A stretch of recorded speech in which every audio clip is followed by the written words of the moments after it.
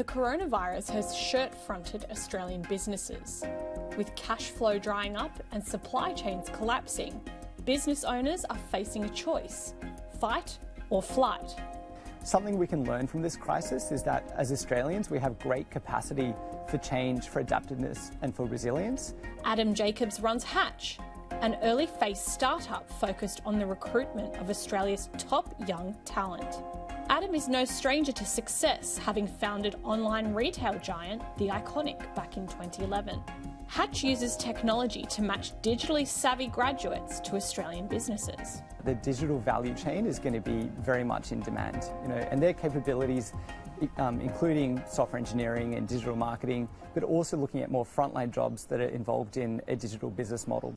Instead of shutting down, Adam saw COVID as an opportunity, transitioning Hatch into a business focused on redeployment.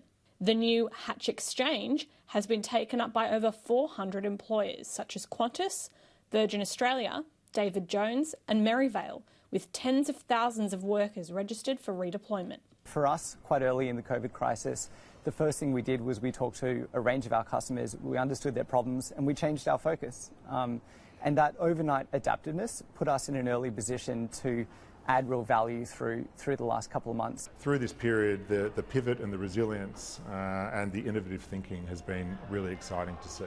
Chris Brell is the New South Wales General Manager of Small Business Lending at Westpac.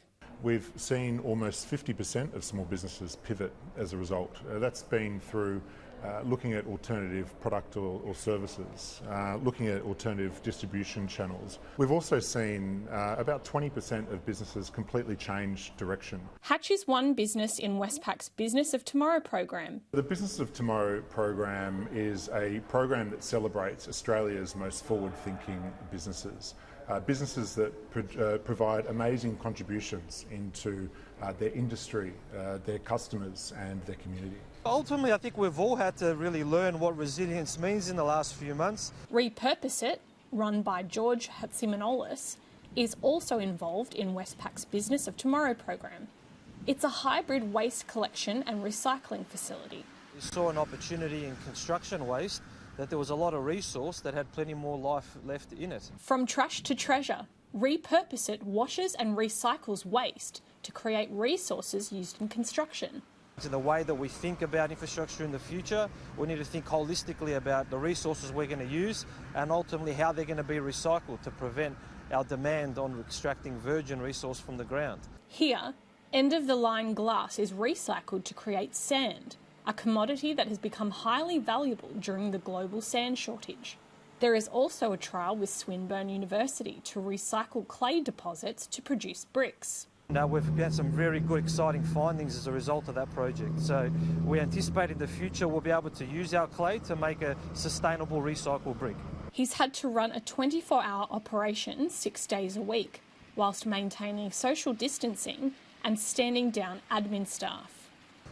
For me personally, it's a lot more fun when you're focusing on growth projects and innovation and where to next, comparative to are we going to survive in the next few months? Do we have enough cash flow to sustain a 1 or 2 month shutdown? We've got a very strong business model, something that we believe in. We've got a purpose to our business that extends beyond this tough time that we're going to have to go through now. For businesses that are struggling though, it's clear that we're leaning on the banks for support. The RBA's financial aggregates revealed a jump in business lending in March, up over 3%. So since February, we have provided almost 40,000 businesses support. This has been through a range of measures, including unsecured lending, loan repayment holidays and temporary overdrafts. Beyond this, we are providing one-on-one support in a meaningful manner to help them through the recovery of the crisis. Adam hopes coronavirus will lead to a stronger, more focused startup sector. Necessity breeds innovation, and in a crisis period, what we'll see in the next couple of years is a very difficult economic crisis. A lot of problems and a lot of pain in that economy. And that's actually going to uncover opportunity for startups. What a startup needs to thrive is a clear sense of what problem they're solving, and there will be a lot of problems to solve. As for George, he's already becoming part of the push for a boom in local manufacturing. We're actually talking to engineers now, designers, and saying, well, we can't afford to wait months for these manufacturing facilities to get back operational in Europe.